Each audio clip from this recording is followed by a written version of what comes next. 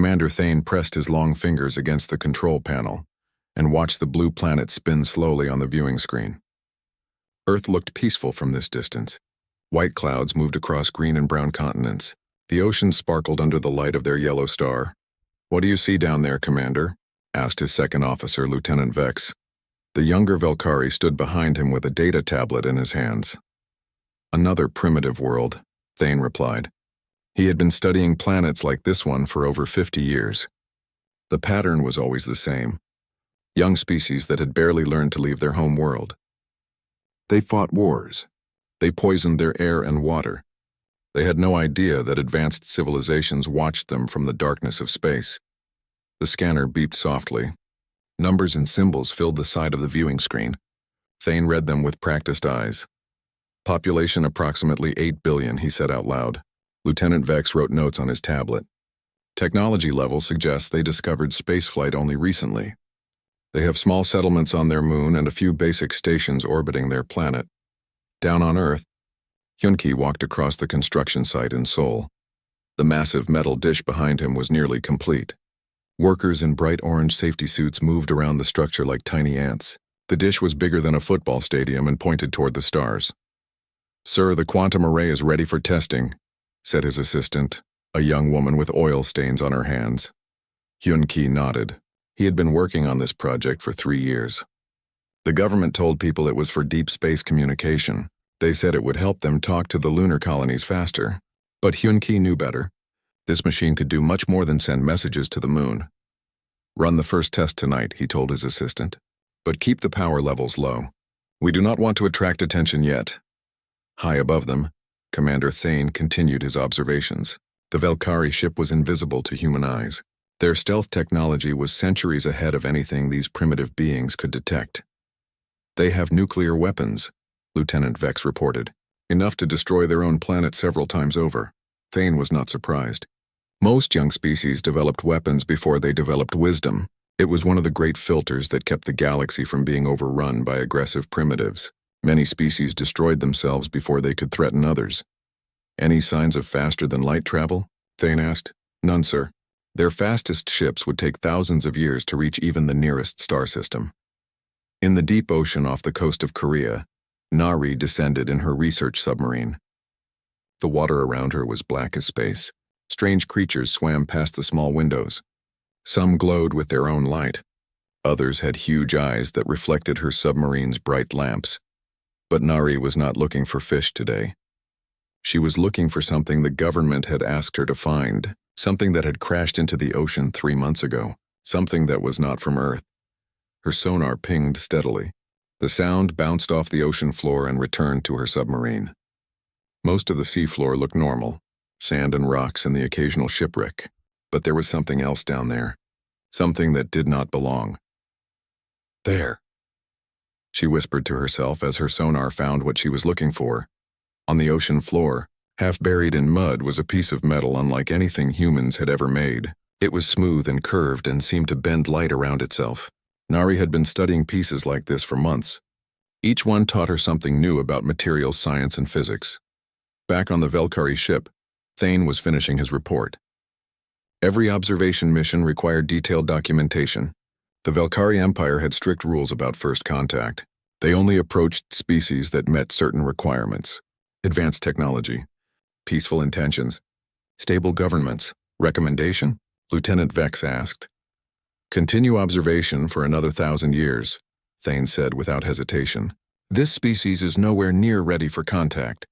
They are violent, divided, and technologically primitive. Contact at this stage would violate the Prime Directive." Thane did not see Hyun-Ki activating his quantum array for the first time.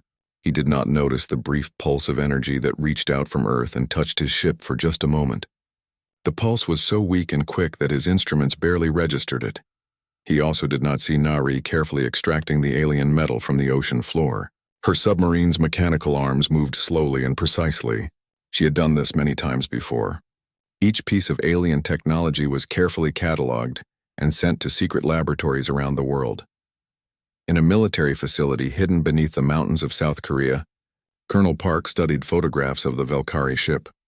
The images were blurry and taken from great distance, but they showed enough detail to be useful. How long have they been watching us? Asked Dr. Kim, a scientist who worked on the alien technology project. At least 6 months, Colonel Park replied. Maybe longer. Our deep space sensors have detected similar energy signatures near other planets in this sector. What do we know about them? They call themselves Velkari. They have been observing developing species throughout this part of the galaxy for thousands of years. They think they are invisible to us. Dr. Kim smiled. It was not a pleasant expression. Should we let them continue believing that? For now, Colonel Park said. Let them think we are primitive and unaware. It gives us time to prepare. Commander Thane sealed his report and transmitted it to Velkari Command. In his mind, Earth was just another backward planet full of creatures who had barely learned to make fire. The humans would destroy themselves soon enough, or they would slowly develop over the next few thousand years. Either way, they were not his problem. He ordered his ship to move to a higher orbit where they could observe more safely.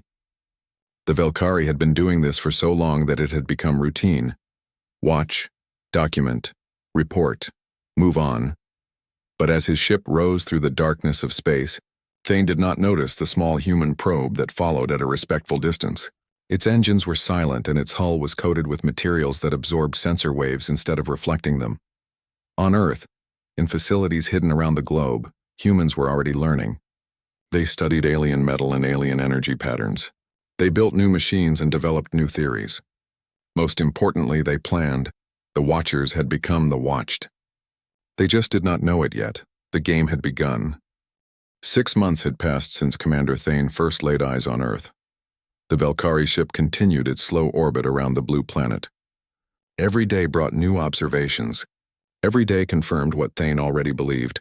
The humans were primitive creatures barely capable of basic space travel, but something was beginning to bother him. Lieutenant Vex, Thane called from his command chair, show me the energy readings from the past week. The younger officer touched his control panel. Numbers and graphs appeared on the main screen. Thane studied them carefully. There were small spikes in electromagnetic radiation coming from Earth. Most of them seemed random, normal for a planet with billions of electrical devices. But some of the spikes were different. They came in patterns. They happened at regular intervals, almost like someone down there was testing something. Sir, should we investigate these readings? Lieutenant Vex asked. No, Thane said after a moment. Primitive species often create random electromagnetic noise. It means nothing. But deep inside, Thane felt a small worry growing in his mind. On Earth, in a laboratory buried beneath Seoul National University, Dr. Jun Ho worked late into the night. His desk was covered with equations that would have amazed the greatest scientists of previous generations. But Jun Ho was not trying to impress anyone. He was trying to solve a problem that should have been impossible. The quantum field fluctuations are still too unstable, he muttered to himself.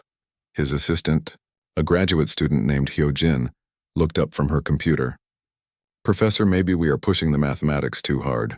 This level of quantum manipulation should not be possible with our current understanding of physics. Junho smiled. He had been working on this project for 2 years. Officially, it was theoretical research into quantum mechanics. Unofficially, it was something much more important. Hyojin, what if our current understanding of physics is wrong? He asked. What if there are principles we have not discovered yet? That would change everything. Exactly. Junho turned back to his equations. Hidden in the complex mathematics was a breakthrough that would let humans manipulate space and time in ways the Velkari thought impossible. But he needed more data, more examples of how advanced technology really worked.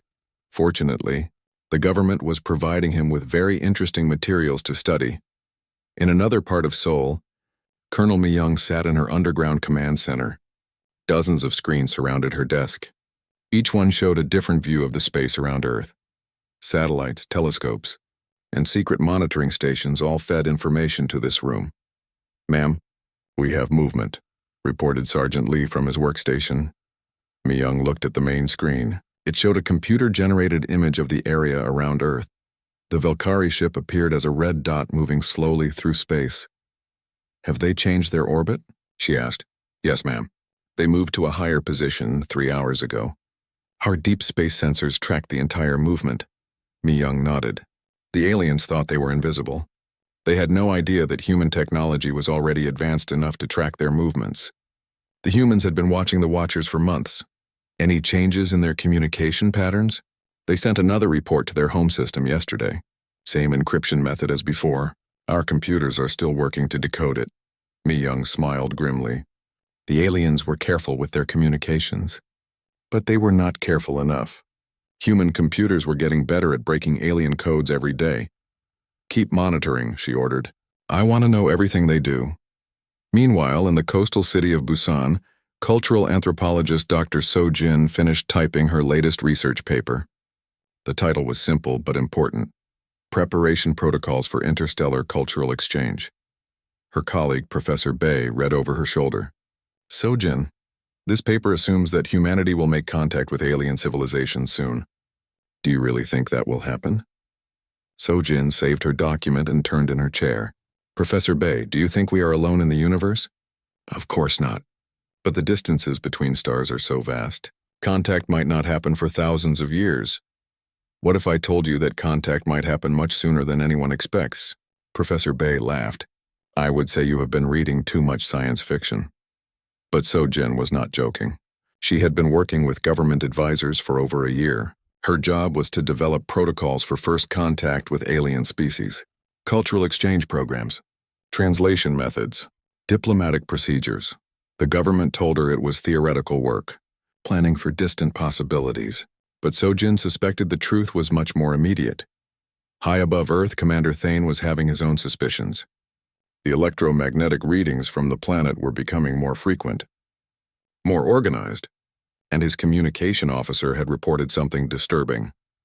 Sir, I think someone might be listening to our transmissions, Communication Officer Zek said nervously. Thane turned in his chair. What do you mean? Our last transmission to High Command experienced a brief delay, as if something intercepted it before letting it continue to its destination. That is impossible. These primitives do not have the technology to detect our communications. Yes, sir. That is what I thought too. But the delay happened twice, both times during important transmissions. Thane felt his worry growing stronger. He walked to the observation window and stared down at Earth. The planet looked the same as always. Blue and white and peaceful, but something felt different. Officer Zek, run a complete diagnostic on all our communication systems. Yes, sir. And Lieutenant Vex, I want you to analyze every energy reading from Earth over the past month. Look for patterns. Look for anything that seems organized or intentional. Right away, Commander. But even as his crew worked to investigate these anomalies, Thane did not realize how much the humans already knew about him. In secret facilities around Earth, teams of scientists studied detailed scans of his ship. They knew how many crew members were aboard. They knew what weapons the ship carried. They even knew Commander Thane's daily schedule. Dr. Nari, the marine biologist who had been recovering alien artifacts from the ocean, made another important discovery. This time she found something that had been deliberately placed on the ocean floor. It was not debris from a crash. It was not an accident. Someone had put it there on purpose, someone who wanted humans to find it. This changes everything, she reported to her government contact. They are not just watching us. They are testing us. Back on the Velkari ship, Commander Thane received the results of his investigation. The communication diagnostics showed no problems. The energy readings from Earth showed the same random patterns as any developing technological civilization. But Thane was not satisfied. His instincts told him something was wrong. Something was different about this planet and these humans. Lieutenant Vex, extend our observation period by another 6 months. Sir, is that necessary? I want to be absolutely certain about these creatures before we classify them. Thane did not know that his decision to extend the observation period was exactly what the humans wanted him to do. Every extra day gave them more time to study the aliens. More time to prepare. The hunters had become the hunted, but the hunters still did not know it. And the humans were getting better at hiding their true capabilities every day. 1 year after first contact, Commander Thane was no longer sleeping well. The electromagnetic readings from Earth had become impossible to ignore. What started as random spikes had evolved into complex patterns that repeated every few days. The patterns were too organized to be accidental. Commander, Lieutenant Vex said as he entered the bridge. His voice carried concern. You need to see this immediately. Thane looked up from his daily reports. What is it now? Sir, our long-range sensors detected a human spacecraft leaving Earth orbit 3 hours ago. That should not be surprising. They have basic space travel capabilities. This craft is different, sir. It is moving at speeds that should be impossible for their technology level. And sir, Lieutenant Vex paused. We cannot track it anymore. It simply vanished from our sensors. Thane felt ice forming in his stomach. He walked quickly to the sensor station and studied the data himself. The readings showed a human vessel accelerating to nearly impossible speeds before disappearing completely from all detection methods. Run the data again, Thane ordered. Check for sensor malfunctions. I have run it 6 times, sir. Our equipment is functioning perfectly.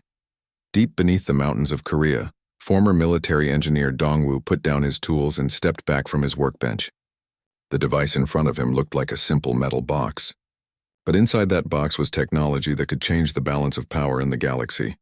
The signal interceptor is complete, he announced to the team of scientists watching him.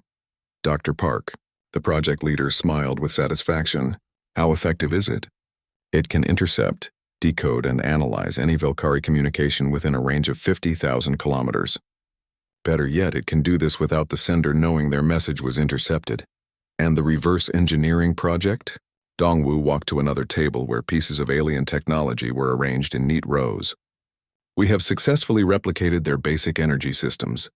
Their stealth technology is more complex, but we are making progress. How long before we have a working prototype? 6 months. Maybe less, Dr. Park nodded. Excellent. The government will be very pleased. But the humans were not just copying alien technology. They were improving it. In a laboratory in Busan, bioengineering specialist Dr. Ye-jin studied cellular samples under her microscope.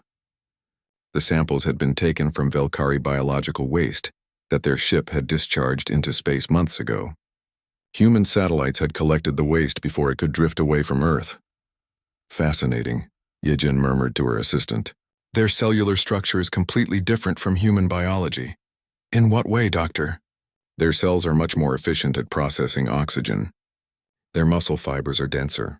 Their nervous system operates on different electrical frequencies. Ye-jin made notes in her research journal. But they also have weaknesses we can exploit. Exploit how? Ye-jin looked up from her microscope. Their immune systems have never encountered Earth bacteria or viruses. A simple cold virus could be deadly to them. More importantly, their enhanced physical capabilities come at a cost. They require very specific atmospheric conditions to maintain peak performance. What does that mean for us? It means that if we ever need to fight them, we already know how to win. Meanwhile, diplomat Sung-min sat in his office in the Foreign Ministry building in Seoul. His desk was covered with documents that officially did not exist.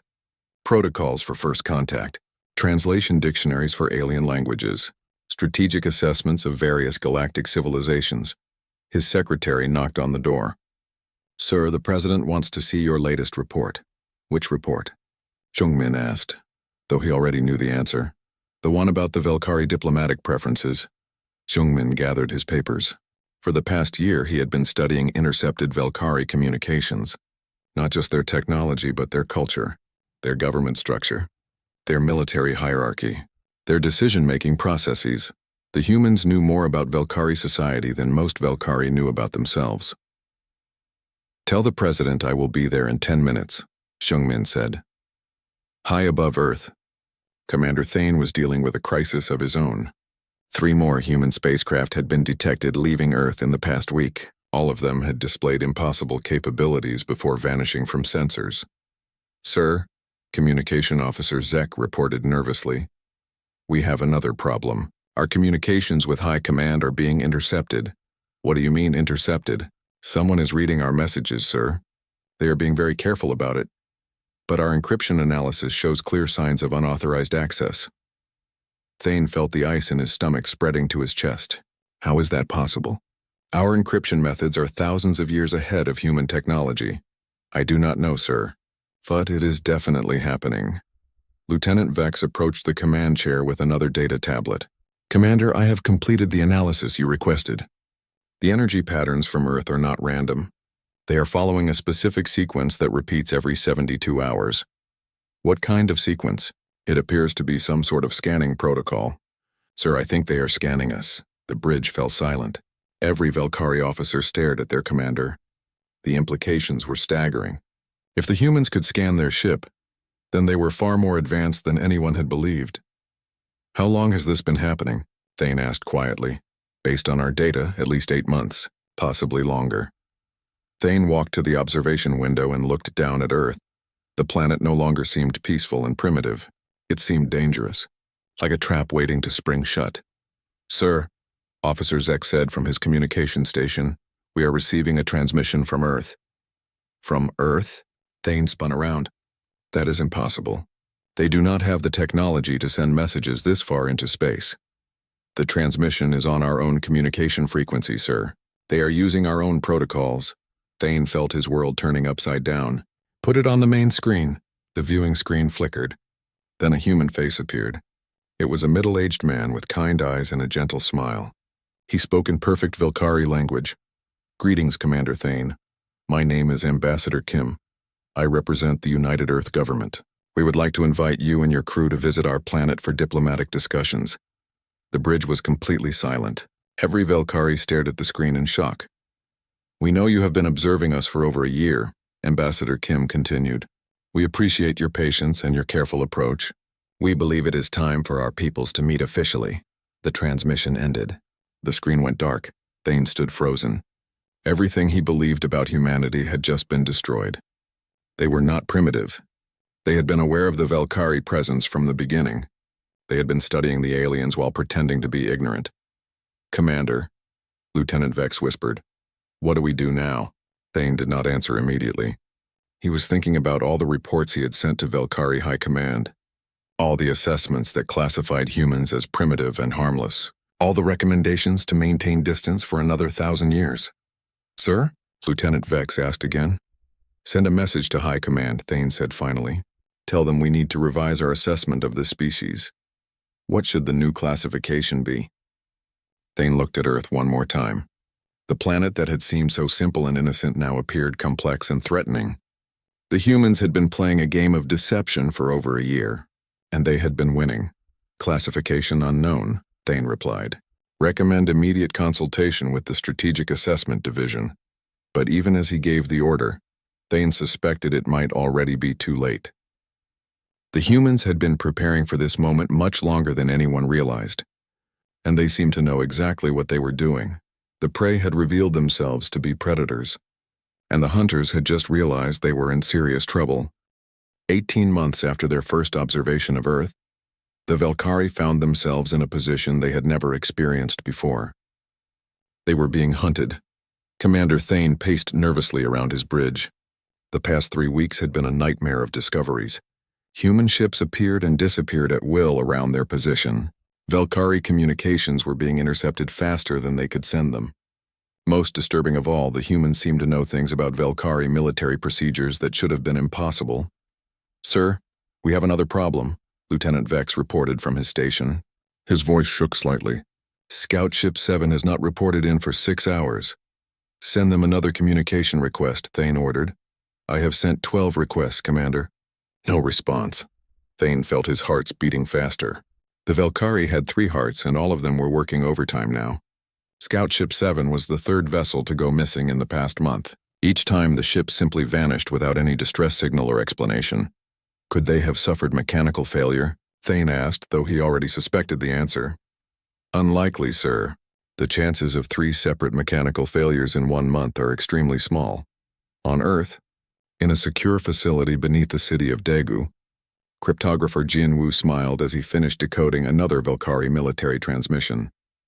The message contained detailed information about Velkari fleet movements, supply schedules, and defensive protocols. This is incredible, he said to his colleague, Dr. An.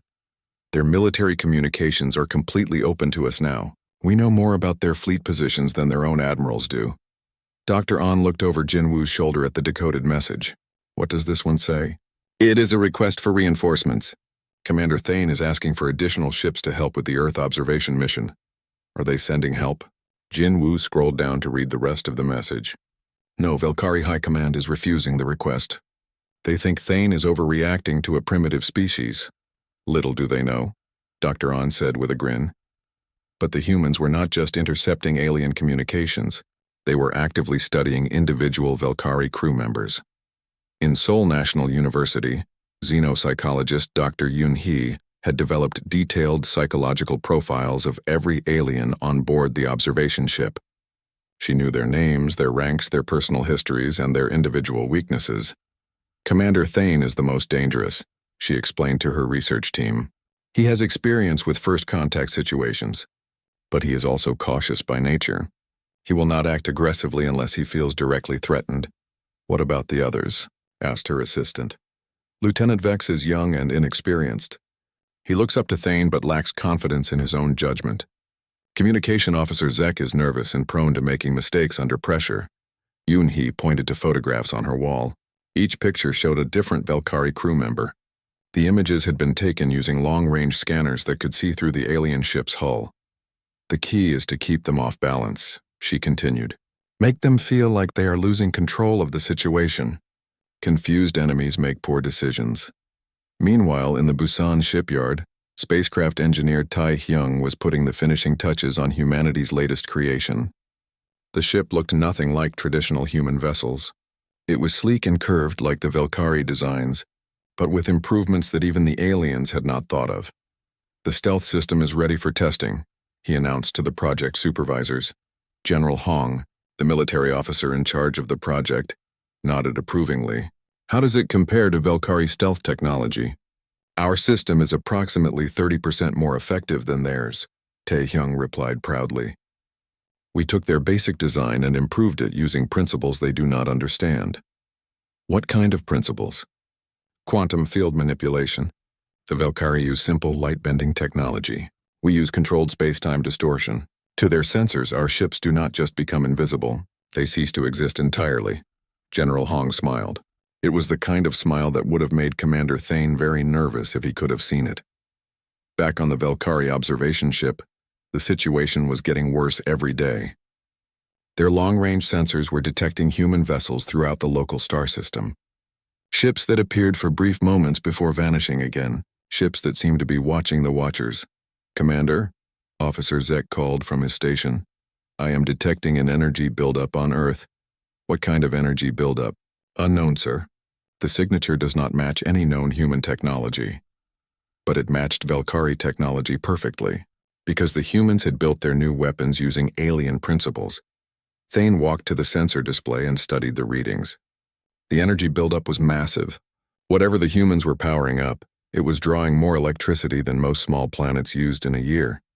Sir, Lieutenant Vex said quietly, I think we should consider leaving this system. We cannot leave, Thane replied. Our orders are to complete the observation mission. But sir, what if the humans are preparing to attack us? Thane did not answer immediately. The question had been bothering him for weeks. Every piece of evidence suggested that humanity was far more advanced and dangerous than anyone had believed. But leaving would mean admitting that the Velkari Empire had made a terrible mistake.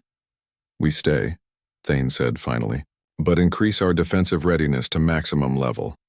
Unknown to Commander Thane, his decision to stay was exactly what the humans wanted. Every day the Velkari remained in Earth's vicinity, gave humanity more opportunities to study them, learn from them, and prepare for what was coming next. In a secret meeting room beneath the Blue House in Seoul, President Park met with his top military and scientific advisors. How much longer do we need? The president asked. 6 more weeks, replied General Kim. Our new defense systems will be fully operational by then. And our offensive capabilities? We currently have 12 stealth ships positioned throughout the solar system. Each one is armed with weapons based on reverse-engineered Velkari technology. But sir, our weapons are significantly more powerful than theirs. How much more powerful? Our computer simulations suggest that a single human ship could destroy an entire Velkari fleet. President Park leaned back in his chair. And they still think we are primitive? Yes, sir. Their latest communications indicate they believe we are a developing species that got lucky with a few technological advances. Let them continue believing that, the president said. The longer they underestimate us, the better our position becomes. But the humans were not the only ones learning. On the Velkari ship, Commander Thane was beginning to piece together the truth about humanity. It was a truth that terrified him. "Lieutenant Vex," he said during their daily briefing, "I want you to review all our data about human technological development." "What are we looking for, sir?" "Inconsistencies.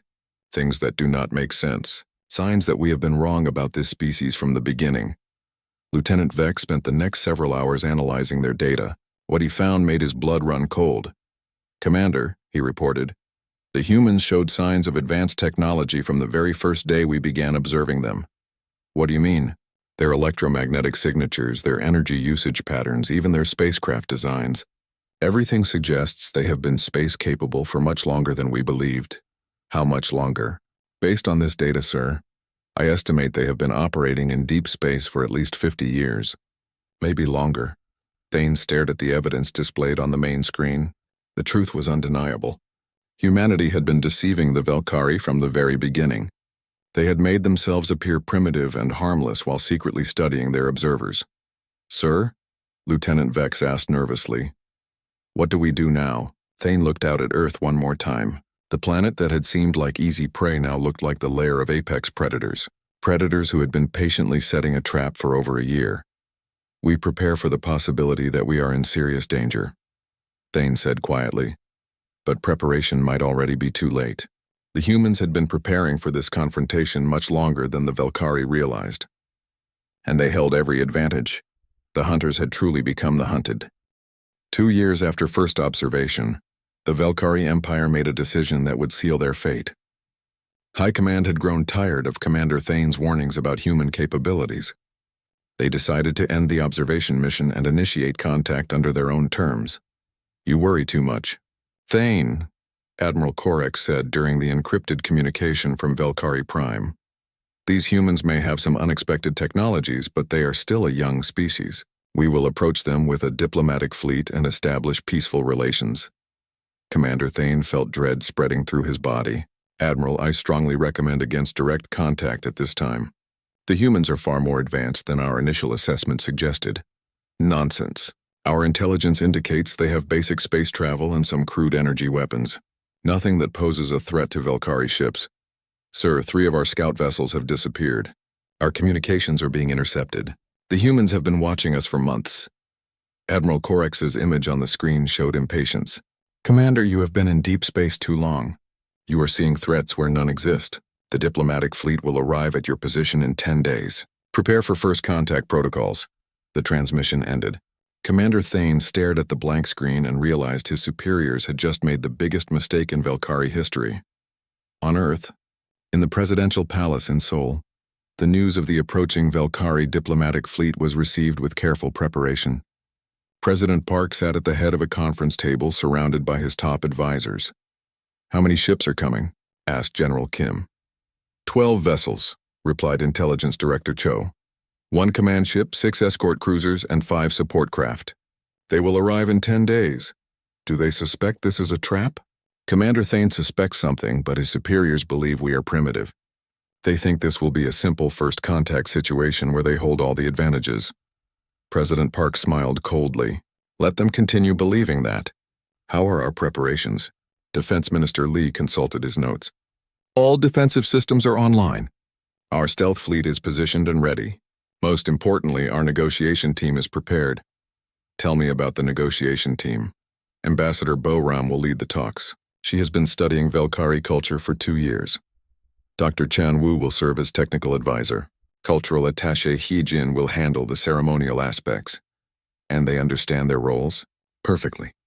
They will appear knowledgeable but not threatening. Curious but not suspicious. The Velkari will think they are dealing with a newly space-capable species that has some surprising insights. President Park nodded. The key is to make them comfortable. While we gather as much information as possible about their technology and their empire, but the humans had already gathered more information than the Velkari could imagine. In a research facility in Daejeon, Dr. Chan Wu reviewed technical specifications that would have amazed Velkari engineers. Human scientists had not only reverse-engineered alien technology, they had improved it in ways the Velkari thought impossible. The power efficiency improvements are remarkable, he told his research team. We have increased energy output by 40% while reducing fuel consumption by 30%. How is that possible? Asked Dr. Yang, his assistant. The Velkari designed their systems for reliability over efficiency. They have been using the same basic principles for thousands of years. We took their designs and applied modern human engineering techniques. Dr. Chan Wu walked to a wall display showing detailed schematics of Velkari ships. Every system was mapped and analyzed.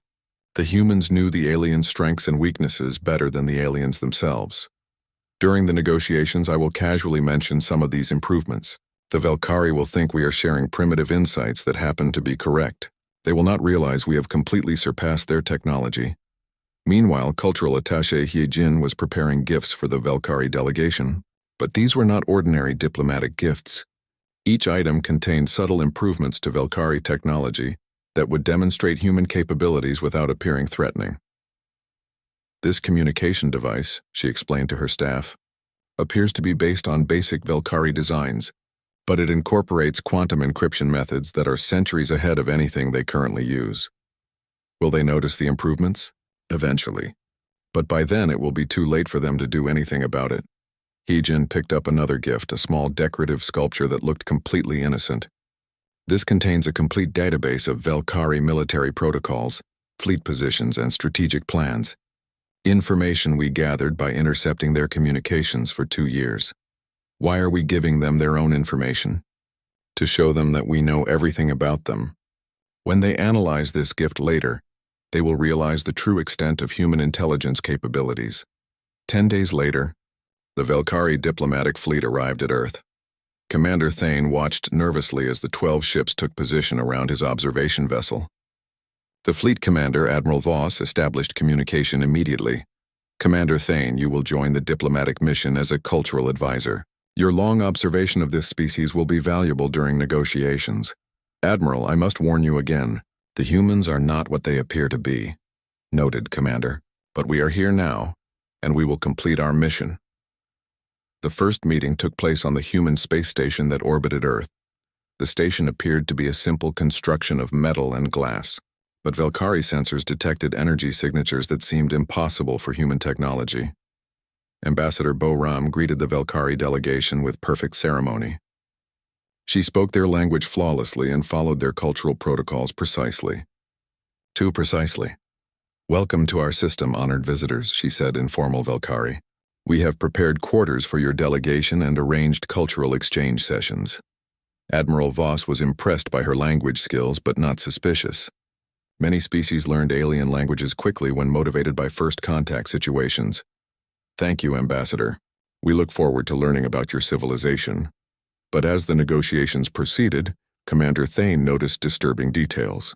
Ambassador Bo-Ram knew things about Velkari culture that should have taken years of study to learn. She referenced historical events and cultural practices that were not widely known, even among the Velkari themselves. Dr. Chan Wu was even more surprising. When discussing technology, he casually mentioned solutions to engineering problems that Velkari scientists had been struggling with for decades. Your energy distribution systems are quite elegant, he said during a technical discussion, though you might achieve better efficiency by modifying the quantum field generators to operate at slightly different frequencies. Admiral Voss looked puzzled. How could you know about quantum field generators? Your species has only recently achieved spaceflight. Dr. Chan Wu smiled innocently. We have been studying energy systems for many years. Some of our theoretical work happened to align with practical applications. But the most disturbing moment came when He Jin presented the ceremonial gifts. As she handed Admiral Voss the small sculpture, she said quietly, "This contains information that we hope will demonstrate our commitment to honest communication between our peoples."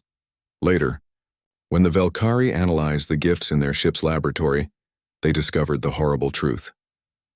The sculpture contained detailed records of every Velkari communication, every fleet movement, and every strategic decision made in the past 2 years. Commander Thane stared at the data in shock. Admiral, they have been monitoring our entire empire. They know everything about us. Admiral Voss felt the same dread that Thane had been experiencing for months. How is this possible? Sir, I believe the humans have been capable of interstellar travel and intelligence gathering for much longer than we realized.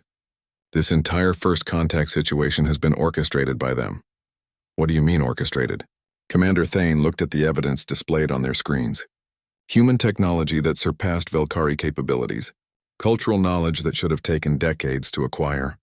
Military intelligence that revealed the humans had been spying on the Velkari Empire for years. Admiral, I do not think we discovered them. I think they discovered us. Everything that has happened, including our decision to make contact, has been manipulated by human intelligence operations. Admiral Voss stared at the data, finally understanding the magnitude of their situation. They had not come to Earth to make contact with a primitive species. They had walked directly into a trap set by apex predators who had been studying them for years. Admiral, Commander Thane said quietly, I believe we are in serious danger, but it was too late for warnings. The trap had already been sprung, and the Velkari were completely surrounded by enemies they had underestimated from the very beginning. The hunters had become the prey, and the prey were about to discover just how deadly human patience could be. Commander Thane's hands shook as he prepared his final report. 3 years had passed since he first observed Earth, and everything he thought he knew about the universe had been shattered. The diplomatic mission had ended in disaster. Admiral Voss and his entire fleet had vanished without a trace 3 days after the negotiations began. Now Thane was alone, the last Velkari in the Earth system, desperately trying to warn his empire before it was too late. Personal log, Commander Thane, Day 195 of Earth observation. He spoke into his recording device. Classification level, maximum security. This report contains information that will fundamentally change our understanding of the human species and their true capabilities. Thane paused, trying to find words for the impossible truth he had discovered. We were wrong. We were catastrophically, completely wrong. On Earth, historian Dr. Kyung-ho stood before the United Nations Emergency Assembly in New York. Behind him, a massive screen displayed images that would have shocked the Velkari Empire to its core. Images of human starships exploring distant galaxies. Images of human colonies on worlds thousands of light years from Earth. Ladies and gentlemen, Dr. Kyung-ho began, it is time to reveal the truth about humanity's place in the galaxy. The assembly hall was completely silent. Representatives from every nation on Earth stared at the screen in amazement. For the past 60 years, humanity has been conducting deep space exploration missions throughout this region of the galaxy. We have observed, cataloged, and studied 47 different alien civilizations. Murmurs of shock rippled through the assembly. Earth was never isolated. Earth was never primitive. Earth was a command center for the largest intelligence operation in galactic history. Dr. Kyung-ho clicked to the next image, showing a detailed map of the local galaxy with human outposts marked in blue and alien civilizations marked in red. The Velkari Empire, like many others, believed they were observing a developing species. In reality, they were being studied by researchers who knew more about their civilization than they knew about themselves. Back on his ship, Commander Thane continued his desperate report. The humans have been space-capable for decades, possibly longer. Their apparent technological limitations were an elaborate deception designed to make potential threats underestimate their capabilities. He pulled up files on his computer, showing intercepted human communications that painted a terrifying picture. Human deep space vessels have been operating throughout Velkari territory for at least 20 years. They have established monitoring stations near our major worlds. They have infiltrated our communication networks. They know the location of every Velkari military base, every fleet position, every strategic resource. Thane's voice grew more panicked as he realized the full scope of human operations. But the most disturbing discovery is this. Earth was bait. In the underground command center beneath Seoul, Fleet Commander Su Jin reviewed reports from human vessels throughout the galaxy. The reports painted a picture of methodical, patient intelligence gathering on a scale never before attempted. Operation Deepwatch is complete, she announced to her staff. All target civilizations have been fully mapped and analyzed. What are our casualty numbers? Asked her second-in-command. 0 human casualties. 43 alien observation vessels captured or destroyed. Complete intelligence penetration achieved on all target species. Strategic planner Min Ho looked up from his workstation. Commander, the Velkari Empire has just authorized a full military response to the disappearance of their diplomatic fleet. How many ships are they sending? Their entire third battle fleet, 200 vessels. Commander Sujin smiled. It was not a pleasant expression. Excellent. That was exactly what we hoped they would do. Commander Thane's report continued, his voice filled with growing horror as he understood the truth. Earth's environmental problems were fake. Their political divisions were fake. Their technological struggles were fake. Everything we observed was carefully staged to create the impression of a species barely capable of space travel. He pulled up more files, showing the real human industrial capacity hidden throughout the solar system. They have manufacturing facilities on every planet and major asteroid in this system. Their industrial output exceeds that of most galactic empires. They have been building a war fleet for decades. Thane accessed the most classified information he had gathered. The humans did not just study us. They studied dozens of species simultaneously. The Zephyrian Republic, the Altarian Confederacy, the Nexus Alliance. Every major power in this region of space has been under human observation for years. And all of us made the same mistake. We all thought we were the hunters. Back on Earth, Dr. Kyung-ho revealed the final piece of the puzzle to the UN Assembly. Ladies and gentlemen, humanity's strategy was based on a simple principle. In a galaxy full of aggressive, technologically advanced species, the safest approach was to appear weak while secretly becoming strong. He showed images of massive human battleships hidden in asteroid fields and nebulae throughout local space. While alien civilizations fought each other and conquered weaker species, humanity quietly built the most advanced military force in the galaxy. We learned from every species we observed. We incorporated their best technologies into our own designs. We identified their weaknesses and prepared countermeasures. The result is a human military that surpasses any single alien empire in both technology and tactical knowledge. Dr. Kyung-ho's final slide showed a real-time tactical display of the approaching Velkari battle fleet. Today, the Velkari Empire will test human preparedness. They are sending 200 ships to Earth, believing they face a primitive species with basic defenses. They will instead encounter a force of 50 human battleships, equipped with weapons derived from studying 47 different alien technologies. The battle will not be close, Commander Thane's final log. Entry was transmitted just as his sensors detected the arrival of human warships around his position. To whoever receives this message, know this: humanity is not a developing species. They are apex predators who have been hunting us from the shadows for decades. Their patience, their intelligence, and their ability to deceive are beyond anything we have encountered. Earth was never the prize. Earth was the trap, and every species that came to observe it walked directly into human hands. We thought they were primitive. We were wrong. They were waiting for us to reveal ourselves, our capabilities, our intentions, and now they know everything they need to know about their potential enemies. Thane's ship shuddered as human vessels surrounded him with technologies he could not understand. This is my final transmission. The Velkari Empire must prepare for war with an enemy, unlike any we have ever faced. An enemy that has been preparing for this conflict longer than we have been preparing for anything. Humanity is coming, and they know exactly how to defeat us. The transmission ended. Commander Thane's ship was captured by human forces and added to their collection of alien vessels for further study. When the Velkari Third Battle Fleet arrived at Earth 6 hours later, they found humanity ready for them. The battle lasted 18 minutes. No human ships were lost. No Velkari ships survived. Throughout the galaxy, similar engagements were taking place as humanity simultaneously struck at every alien military force that had been watching them.